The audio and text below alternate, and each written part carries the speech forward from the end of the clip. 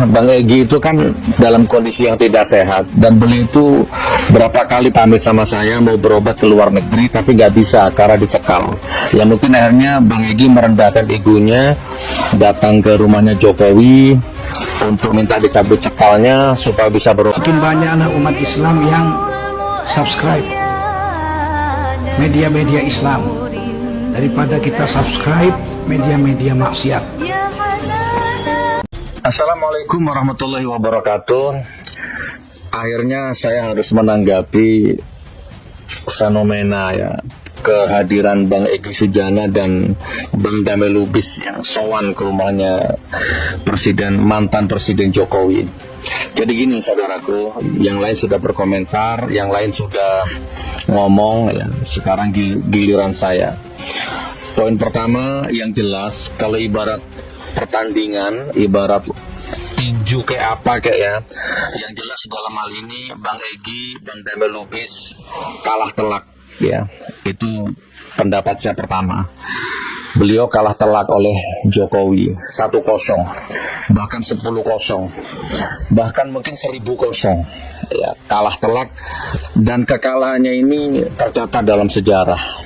Itu poin pertama. Poin kedua, saya yakin Bang Egy itu maunya pertemuan itu dirahasiakan, tidak dipublis ya. Tapi kalau akhirnya bocor seperti ini, saya nggak kaget ya. Pasti yang bocorkan ini dari pihak projonya.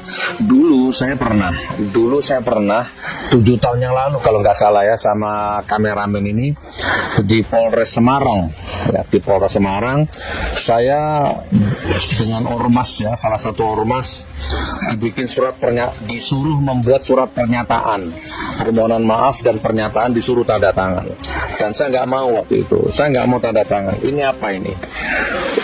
Urusan begini kok tanda tangan pernyataan minta maaf ini, saya nggak mau. Saya sudah silaturahim di media oleh polisi-polisi, tanda tangan, salaman kan sudah, nggak perlu tanda tangan pernyataan macam-macam. Nah waktu itu petugasnya ngomong sama saya, anu Gus, ini hanya untuk formalitas saja lah, untuk arsip kami, bla bla bla bla bla. Insya Allah ini nggak bocor kok Gus, dan ini kan nggak ada yang dirugikan. Ya oke lah kalau gitu, tanda tangan saya ormas tanda tangan di situ di Polres Semarang waktu Polda Semarang apa Polres Semarang saya lupa. Ternyata pulang dari situ menuju ke hotel, belum sampai hotel, tanda tangan surat saya meminta maaf itu sudah beredar di medsos. Jadi pengkhianat semua. Jadi mungkin Bang Egy ini ngalami juga ini, ternyata dibocorkan juga video-video yang bukan untuk konsumsi publik. Oke, itu yang kedua. Yang ketiga, mungkin loh ya, Bang Egy itu kan dalam kondisi yang tidak sehat, dan beliau itu berapa kali pamit sama saya mau berobat ke luar negeri tapi nggak bisa karena dicekal. Ya mungkin akhirnya Bang Egy merendahkan egonya, datang ke rumahnya Jokowi untuk minta dicabut cekalnya supaya bisa berobat ke luar negeri. Walaupun alasan itu sebenarnya tidak bisa saya terima ya, tidak bisa diterima oleh siapapun seandainya itu benar ya. Karena Jokowi itu sudah bukan apa-apa. Urusan cekal-mencekal itu emigrasi, bukan Solo. Oke. Lalu kemudian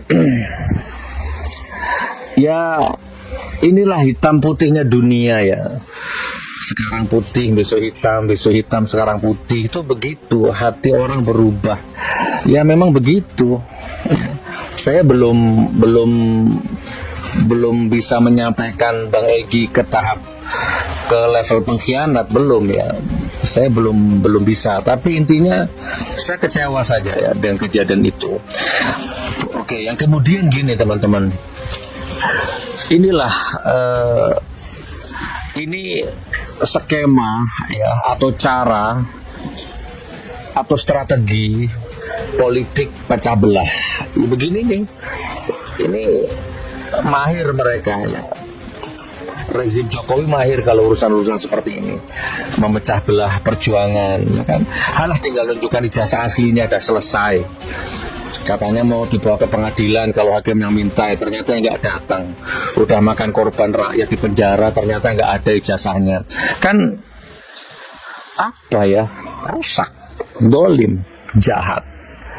Ya, sekarang pakai politik adu domba, pakai politik pecah belah, ya kan? Dengan skenario begitu rupa, datanglah Jokowi, datanglah Bang Egy ke sana. Suatu waktu saya bertiga, saya, anak, menantu. Nah, ini kan saya nggak mungkin bohong, karena saya dengan anak dengan menantu. Nggak mungkin saya ngomong begini kalau nggak kenyataannya kejadiannya seperti ini. Masa saya mau ngajari bohong sama anak sama menantu. Sewaktu-waktu saya ditakdir datang ke rumah seseorang di Jakarta. Saya, anak, dan menantu. Dan saya kaget, ternyata di rumahnya orang itu ada fotonya mantan Presiden Jokowi, gede fotonya. Ternyata orangnya Jokowi. Oke. Tapi orang ini baik sama saya, udah lama kenal. Ya. Sebelum ada Jokowi, saya sudah kenal orang ini. Nah, akhirnya orang ini, kita ngomong ngalor ngidul, ya akhirnya saya pun cerita ngalor ngidul. Intinya sampai di titik pembahasan Jokowi. Dan saya bilang sama orang ini, rezim Jokowi benar-benar jahat, Mas. Dia menghancurkan lahir batin saya, bahkan dia menghancurkan ekonomi saya. Paspor dicekal, saya nggak boleh keluar negeri 3 tahun. Bahkan saya sudah ke Hong Kong waktu itu, sampai di Hong Kong tiba-tiba saya nggak bisa masuk, dideportasi paksa. Oke, apalah ceramah-ceramah di luar negeri batal semua, bimbingan umroh batal semua. Di penjara 2 kali saya, lalu kemudian disidang di Palu, sidang di Surabaya, sidang di Solo, sidang di Jakarta. Coba bayangkan, Palu, Surabaya, Jakarta, Solo. Selama rezim Jokowi, 4 provinsi, Palu, Jakarta, Solo, Surabaya. Sidang, berapa sumber daya yang saya keluarkan? Miliaran. Kalau segi uang miliaran, belum segi batin yang tak bisa diukur dengan uang. Sampai pesantren yang di Palu pun terpaksa saya hibahkan ke orang, ya karena sudah tidak terurus. Nah, orang ini menjawab begini, oke Gus, nanti saya ganti rugi. Kerugiannya Gus Nur semua saya ganti, berapa miliar saya ganti. Ayo saya ajak main-main ke rumahnya Pak Jokowi. Ya sekalian nanti kita lihat ijazah aslinya di sana. Nah itu, di situ saya tegas. Ijazah yang mana, Mas? Kalau ijazah yang masih pakai kacamata itu saya nggak mau.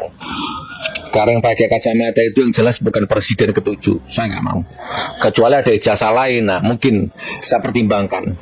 Tapi intinya saya nggak mau kalau datang ke rumahnya Jokowi. Nauzubillah min dzalik. Nah gitu teman-temannya. Jadi dengan kejadian Bang Egy ini, maka saya mau nyampaikan ini closing statement di sini ya sekalian ini. Ya monggo, kalau semua pada akhirnya jadi termul ya monggo. Seandainya penduduk bumi ini sowan semua ke rumahnya Jokowi, presiden, mantan presiden. Seandainya penduduk bumi sowan ke sana semua. Seandainya penduduk bumi ini ngantri semua ke rumahnya rezim itu, saya akan tetap sendirian, saya tidak akan ke sana. Haram jadah. Ini gak ada hubungannya sama kemanusiaan. Saya paham bab itu. Hablum minan nas saya paham. Ini gak ada hubungannya. Ini adalah hujah ya, hujah politik, hujah etika, hujah estetika, hujah perasaan, ya kan, hujah kedoliman, kemunafikan, kebangsatan, kebejatan, kebohongan, kedustaan. Kalau Jokowinya terserah, sesama hablum minan nas gak ada masalah. Ya, tapi secara perjuangan, apalagi secara perjuangan, secara sejarah, secara histori, secara etika, adat-adat, secara apalah, saya nggak akan ke sana sampai mati. Boleh catat omongan saya.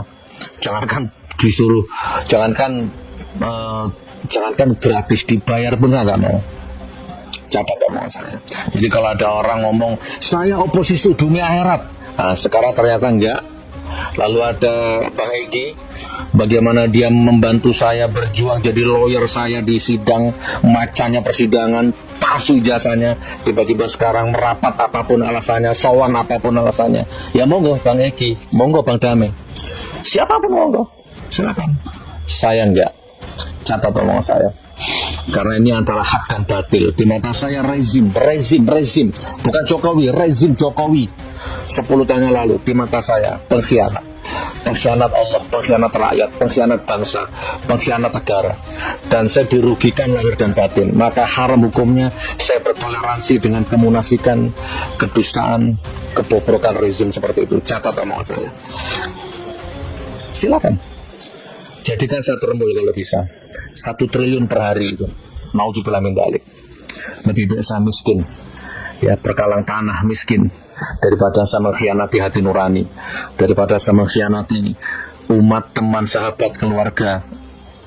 Bahkan kalau bisa dengan kejadian ini untuk anak-anak saya, jangan jadi pegawai negeri, jadi ustadzah, jadi ustadz, jadi pengusaha, jadi wirausaha, jangan jadi pegawai negeri. Ya, biar kalian tidak berinteraksi entah langsung tidak langsung dengan rezim terkutuk laknatullah itu. Saya kecewa Bang Egi, ya, saya kecewa Bang Damai Lubis. Dan untuk Bang Damai Lubis saya mohon maaf, nomornya Anda sudah saya blokir. Izin ya, mohon maaf.